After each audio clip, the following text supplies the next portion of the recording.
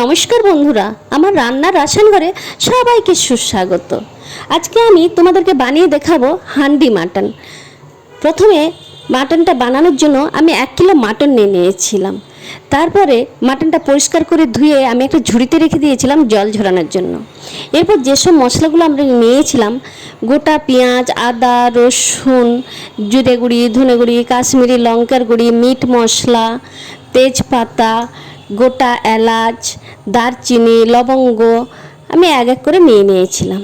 এরপর মাটনটা জল ঝরিয়ে একটু শুকনো শুকনো হয়ে যেতেই আমি এটাকে ম্যারিনেট করে রেখে দেবো প্রায় 1 ঘন্টা মতো। ম্যারিনেট করার জন্য প্রথমে আদা, রসুন, পেঁয়াজগুলোকে পেস্ট করে আমি ম্যারিনেট করব। দিয়ে দিলাম আদা, রসুন, পেঁয়াজের পেস্ট। এরপর দিয়ে দেবো 100 গ্রাম মতো টক দই। টক দই দিলে কি হয়, মাংসটা খুব নরম হয়। এরপর হলুদ দিয়ে দেবো। হলুদ দেবো জিরা গুঁড়ি, ধনে গুঁড়ি, কাশ্মীরি লঙ্কার গুঁড়ি। হ্যাঁ, অবশ্যই কিন্তু এটা সরষের তেলে। তেজপাতাও একটা দিয়ে দিলাম, গোটা এলাচ, দারচিনি, লবঙ্গ, এগুলো আমি এক এক করে দিয়ে দেবো। আর হ্যাঁ, অবশ্যই সরষের তেলেই করবে, তাহলে টেস্টটা কিন্তু ভালো হবে।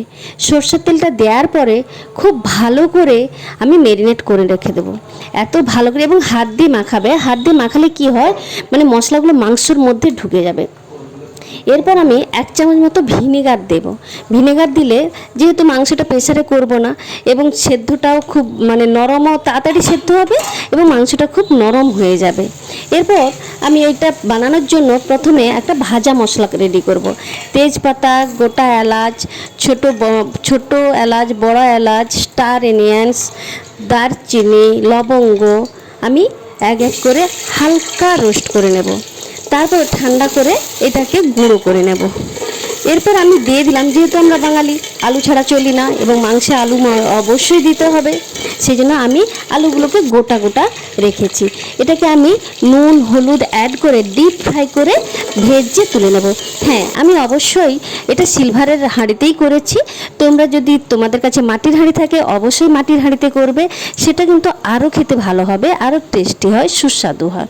এরপর আমি ফোড়নে দিয়ে দিলাম গোটা এলাচ, দারচিনি, লবঙ্গ, তেজপাতা এবং কুচনো পেঁয়াজ, টমেটো একসঙ্গে আমি দিয়ে দিলাম এবং একটু চিনি অ্যাড করে দেবো, কারণ কালারটা ভালো আসার জন্য। এরপর নুন হলুদ দিয়ে দেবো, কারণ পেঁয়াজটা যাতে তাড়াতাড়ি একটু ভাজা ভাজা হয়ে যায়। এরপরে দেখুন ভাজা মশলাটা করে নিলাম, গুঁড়ো করে রেখে দিলাম।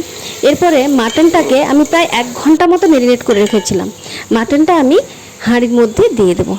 মাটনটা আমি ততক্ষণ করবো, যতক্ষণ আমি কড়াইতে যে কষি আমরা তেল ছাড়া না পর্যন্ত কষতে থাকি, আমরা কিন্তু সেই রকম বানাবো না। এটা যেহেতু হান্ডি মটন বানাচ্ছি, হাঁড়ির মধ্যে কিন্তু এটা কষাও হয়ে যাবে এবং সুস্বাদু সুসেদ্ধও হয়ে যাবে। আমি একটু মাংসের জল ছেড়ে নিলে, আমি বেশি কষাইনি, আমি এই 10-15 মিনিটের মতো কষিয়েছিলাম। এরপরে কষানোর পরে ভাজা মশলাটাকে আমি দিয়ে দেবো। ভাজা মশলাটা দিয়ে দেওয়ার পরে এরপর আলুগুলোকে যে ভেজে রেখেছিলাম ডিপ ফ্রাই করে, সেটা আমি এক এক করে আলুগুলোকে দিয়ে দেবো। আর হ্যাঁ, এখানে আমি অবশ্যই গরম জলটা দিয়েছি, কারণ গরম জলটা দিলে মাংসের টেস্টটা কিন্তু বেড়ে যায়। কারণ ঠান্ডা জল আমি দিয়ে সত্যি মাংস কোনোদিন রান্না করি না। আর বন্ধুরা, তোমরাও করবে না, কারণ কি গরম জলেই কিন্তু রান্নার টেস্টটাকে কিন্তু অনেকটা বাড়িয়ে দেয়। ঠিক আছে, এরপরে আমি একটু আটা মাখিয়ে নিলাম। আটা মাখিয়ে নিই, কারণ হাঁড়ির চারিদিকে আমি আটা দিয়ে কভার করে দেবো, যেমন আমরা বিরিয়ানি বানাই ঠিক তেমনি করে কভার করে দেবো। দিয়ে সিমে প্রায় 1 ঘন্টা মতো আমি রাখবো। হ্যাঁ বন্ধুরা, একটু হাঁড়ির মধ্যে ঢাকনার উপরে কিছু ভারী কিছু একটা রেখে দেবে। রেখে দিলে কি হয়, যে ওই যে ভ্যাপারটা বেরিয়ে যায় না এবং কি ধীরে ধীরে সুসিদ্ধও ভালো হয়, পুরো প্রেসার কুকারের মতো হয়। আমি প্রায় ঢাকনা দিয়ে, আর ওর উপরে আমি শিল, একটা আমার ছোট্ট শিল ছিল, তাই আমি শিলটাই চাপিয়ে দিয়েছিলাম। দিয়ে 1 ঘন্টা মতো আমি সিমে রেখেছিলাম। এরপরে আমি বন্ধ করে দিলাম। বন্ধ করে দেওয়ার পরে যতক্ষণ না ঠান্ডা হয় ততক্ষণ আমি কিন্তু খুলিনি। এরপর দেখো বন্ধুরা, ঢাকনাটা খুলে আমিও দেখি কেমন হয়েছে। দেখো কালারটা দেখো, দারুণ এসেছে না? এবং সত্যি বলছি বন্ধুরা, এত সুন্দর সেদ্ধ হয়েছিল, প্রেসারেও এত সুন্দর সেদ্ধ হয় না। আর টেস্টের কথা, সত্যি বন্ধুরা টেস্ট দারুণ হয়েছিল, দারুণ অপূর্ব টেস্ট হয়েছিল। বন্ধুরা, তোমাদের যদি এই রেসিপিটা ভালো লাগে অবশ্যই লাইক করো, কমেন্ট করো, হ্যাঁ সাবস্ক্রাইবও করে দাও। তোমরা যদি সাবস্ক্রাইব করো, লাইক করো, কমেন্ট করো, তাহলে আমার কিন্তু উৎসাহ বাড়বে এবং নতুন নতুন রেসিপি আমি তোমাদের সামনে নিয়ে আসবো। দেখো বন্ধুরা, আমি ভাত খাওয়ার জন্য আমি বেড়ে নিয়েছি। আর মাটনটা দেখো, সত্যি দারুণ হয়েছিল, একদম লোভনীয়। খেতেও, দেখতেও যেমন সুন্দর হয়েছিল এবং খেতেও তেমনি সুস্বাদু হয়েছিল। Tata, bye bye.